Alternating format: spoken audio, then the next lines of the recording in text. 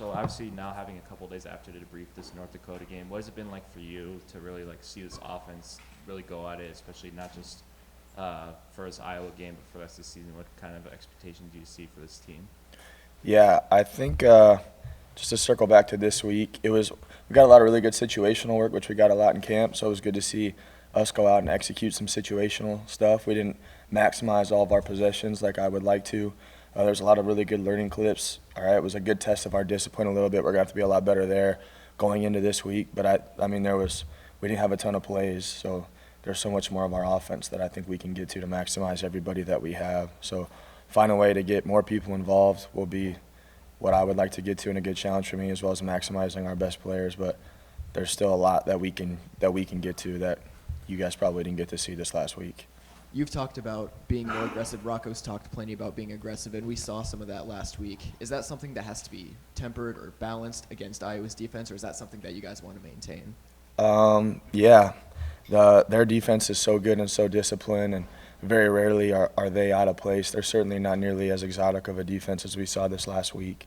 So I think for us, we have to play disciplined football, and that defense does such a good job of making you beat yourself, and we have here at Iowa State on offense, and we've cost us a lot, at times, and need to be a lot better there. So for us, it's waiting for your opportunities against this defense to try and take advantage of what they give you, and when they do, you have to make the best of your opportunities. And when we've been good in this game, that's what some of those guys have done, and when we haven't, we've been bad there. So we're gonna, find ways to get our guys the ball, whether that's down the field or short and in space. But the defense is so good and so disciplined. We just have to make sure that we take advantage of each play and not get behind the sticks.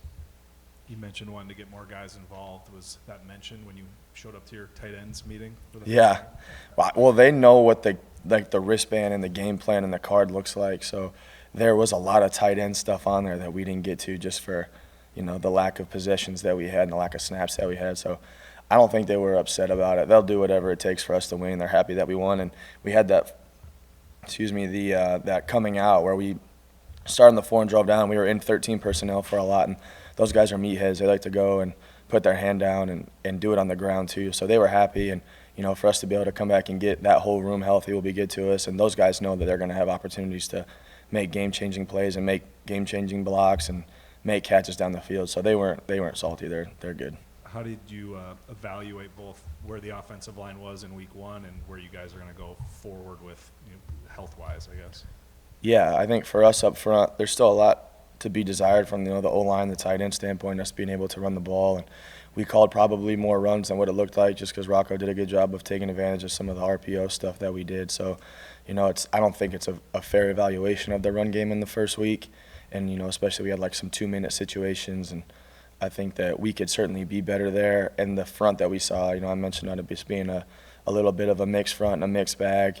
We're going to get more consistent looks that we have to take advantage of. Just, my challenge to those guys is just to be more physical, be more violent, be more physical, be more violent, be where you're supposed to be, get your second step in the ground faster, and come off the ball and, try and move somebody. It's hard to do, but it's a mindset that we have to grow on. Taylor, you're going against one of the best defensive coordinators in the country. For you as a first time in this role, how do you kind of approach, playing against such a veteran defense? I know you've already spoken on them a little bit, but, top down, they really seem to have it all. Yeah, they're a really good defense, and Coach Parker is one of the best in college football at what they do. And I've been here for 9 years, and they've been so good on defense every year. And once you think somebody's graduating and moving on, they find a way to have somebody that's an All-American or just a big physical guy up front, and they do such a good job of, the system and the players. He does such a good job, and this will be my, 9th year or 6th or 7th game versus these guys. And going back and watching all of our games and looking at our guys that we have now and finding ways to blend old game plans with visions of what we want to be new, with our offense now and the new people that we have. So I think for me, just trusting Coach Campbell and the offensive coaches that we have, and we have good players here, like how can we have a simple game plan that they can go execute and play fast and see if we can find the right matchups for our guys to go execute and not overcomplicate it. Like, you're not going to out-scheme Coach Parker. Like, that guy's a legend for what he does, and he's so good at it. Like, but can we give our guys the opportunities to go make plays and, see if our matchups are favorable out there? I think so. I think our guys are pretty good, but he does such a good job with those guys. It's going to be a good challenge. Hi, Coach. what goes through your mind when Rocco throws it to Jalen on that play and you see the two defenders converge? Yeah. And he somehow catches it. And B, what does that say about the level of trust that those guys have, throughout the room and with Rocco? Yeah. I was pretty sure that play was going to go to Jaden on the cross. And so when he threw it Jalen's an animal too. Like, that guy's so good. When he let the ball go to him, I was like, oh man, I have my finger on our 2nd and 10 call ready. But when I talked to them before the game, what play do you guys want to start with? And we talked through it, and Jaden, Jalen, and Rocco all said that was the one they wanted to do.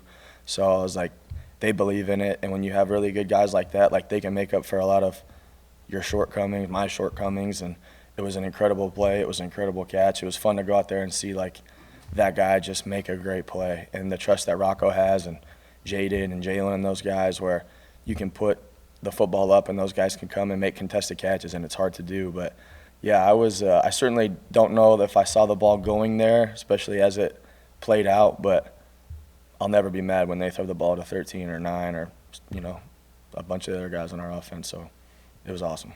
Gotcha. And in contrast to that type of explosive play, obviously their defense demands that you be efficient in both the pass game and the run game, like you were 2 years ago with the 99-yard drive.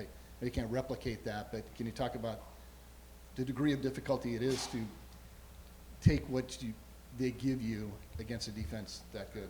Yeah, it allows you it makes you be very, very disciplined and very patient.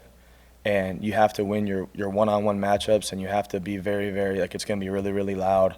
You have to make sure you're on the snap count. You have to be ready and make sure that you know what your assignment is. And it really challenges your focus to drive the football for that far in Kinnick. It's going to be emotional. It's going to be hectic. It really stresses your focus on every single play and every single drive. And the precision and the detail is so critical.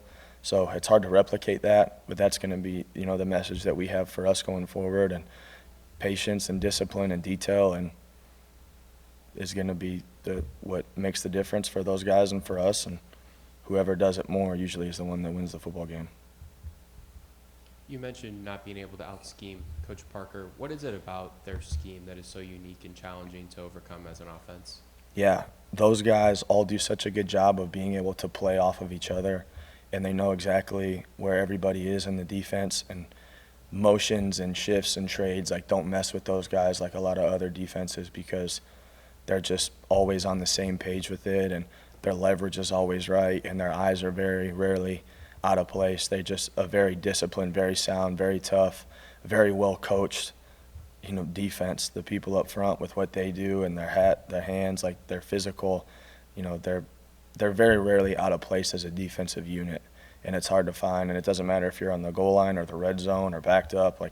Those guys challenge every inch of the football field, and their discipline and makes it really, really tough. Throughout the week of preparation, how hard is it for your scout team defense to replicate some of the things that they do because they're so connected, like you said? Yeah, it is hard, and I give Coach Campbell a lot of credit. He runs our scout defense, so he's out there getting the people lined up. He's been here for a long time. He's got a good beat on what it looks like. He's out there calling blitzes and lining the defense up, and him and Kyle Kemp and Robert Steeples and Jackson Scott Brown, they do a good job of making sure that we get as close of a look as we can to what we think that we're going to see. But Coach Campbell, to his credit, isn't standoff by any means with him lining the defense up. He takes a lot of pride in it, but it's hard to replicate. But Coach Campbell's a really good football coach too, and has done a good job of giving us a great look. Hey, Coach, back here. How do you, I literally just lost my train of thought. How do you replicate things in practice versus you were just talking about scout team, but what do you do to kind of create that same noise? Yeah, so our DFO, Greg Brabenek, drives around with a cart, and he just plays crowd noise as loud, and it follows the offense everywhere that we go. It's really annoying. Yeah, it's really hard. And it's not just we practice this during the off season because we know we're going to have to go to Morgantown and Utah and Kinnick, so we work silent cadence a lot. We put earpieces or construction earpieces in those guys to where we'll play loud noise. We, as many different ways as we can to try to test the focus and the strain and make sure they're listening to the right thing, their eyes are in the right place. So it starts with our DFO, Greg Brabennick, who does a really good job of just annoying the offense all practice and driving around on a little John Denver cart with 2 big speakers playing just people screaming and cheering, and, you know, finding some other unique ways with the earplugs. That was a Coach Clanton idea, so credit him with that one. But it's hard. Iowa's defense usually runs it too high, and also they were in nickel, I think, every single play last week. That seems to leave open at least one spot on the field for your passing game on every single play. How quickly can Rocco and the receivers find that in pre-snap, and then you to kind of be able to call that type of scenario and give them the flexibility to adapt when necessary?